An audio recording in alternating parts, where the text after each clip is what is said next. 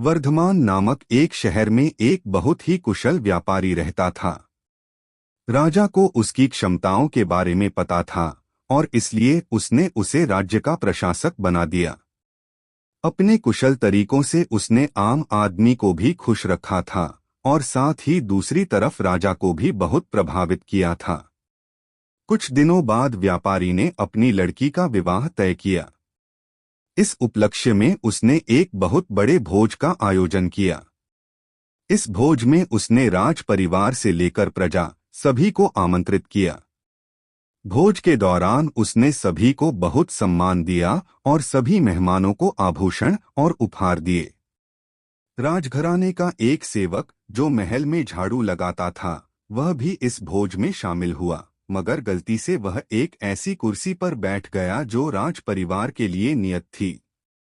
यह देखकर व्यापारी आगबबूला हो गया और उसने सेवक की गर्दन पकड़कर उसे भोज से धक्के देकर बाहर निकलवा दिया।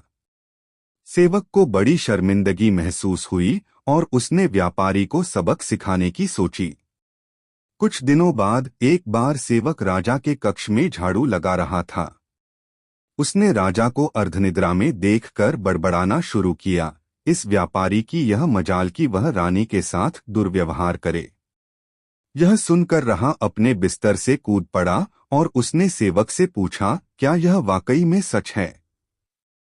क्या तुमने व्यापारी को दुर्व्यवहार करते देखा है? सेवक ने तुरंत राजा के चरण पकड़े और बोला, मुझे माफ कर दीजिए, मैं पूरी रात जुआ खेलता रहा और सो न सका, इसीलिए नींद में कुछ भी बड़बड़ा रहा हूँ। राजा ने कुछ बोला तो नहीं, पर शक का बीज तो बोया जा चुका था।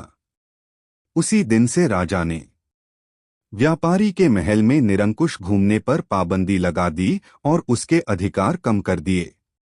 अगले दिन जब व्यापारी महल में आया तो उसे संतरियों ने रोक दिया। यह देखकर व्यापारी बहुत आश्चर्यचकित हुआ। तभी वही खड़े सेवक ने मजे लेते हुए कहा, ऐ संतरियों, जानते नहीं ये कौन हैं? ये बहुत प्रभावशाली व्यक्ति हैं और तुम्हें बाहर फिंकवा सकते हैं, जैसा इन्होंने मेरे साथ अपने भोज में किया था। तनिक सावधान रहना। यह सुनते ही व्यापारी को सारा माजरा समझ में आ गया। कुछ दिनों के बाद उसने उस सेवक को अपने घर बुलाया, उसकी खूब आवभगत की और उपहार भी दिए। फिर उसने बड़ी विनम्रता से भोज वाले दिन के लिए क्षमा मांगते हुआ कहा कि उसने जो भी किया गलत किया। सेवक खुश हो चुका था। उसने कहा कि न केवल आपने मुझसे माफी मांगी, पर मेरी इतनी आपभगत भी की। आप चिंता न करें, मैं राजा से आपका खोया हुआ सम्मान वापस दिलाऊंगा।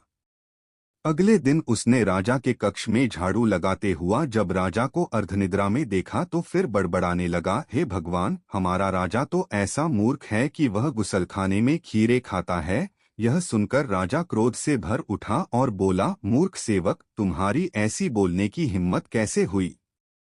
तुम अगर मेरे कक्ष के सेवक न होते तो तुम्हें नौकरी से निकाल देता। सेवक ने दोबारा चरणों में गिरकर राजा से माफी मांगी और दोबारा कभी न बड़बड़ाने की कसम खाई। उधर राजा ने सोचा कि जब यह मेरे बारे में ऐसे गलत बोल सकता है तो अवश्य ही इसने व्यापारी के बारे में भी गलत हो बोला होगा, जिसकी वजह से मैंने उसे बेकार में दंड दिया। अगले दिन ही राजा ने व्यापारी को महल में उसकी खोई प्रतिष्ठा वापस दिला दी। इस कहानी से क्या सीखें? पंचतंत्र की हर कहानियां हमें जीवन का व्यवहारिक पाठ पढ़ाती हैं। यह कहानी भी हमें दो अद्भुत सीख देती है। पहली ये कि हमें हर किसी के साथ सद्भाव और समान भाव से ही पेश आना चाहिए, चाहे वह व्यक्ति बड़ा से बड़ा हो या छोटा से छोटा। हमेशा याद रखें, जैसा व्यवहार आप खुद के साथ होना पसंद करेंगे वैसा ही व्यवहार दूसरों के साथ भी करें। और दूसरी ये कि हमें सुनी सुनाई बातों पर यकीन नहीं करना चाहिए, बल्कि संशय की स्थिति में पूरी तरह से जांच पड़ताल करके ही निर्णय लेना चाहिए। इस कहानी से आपने क्या सीखा, हमें जरूर बताएं।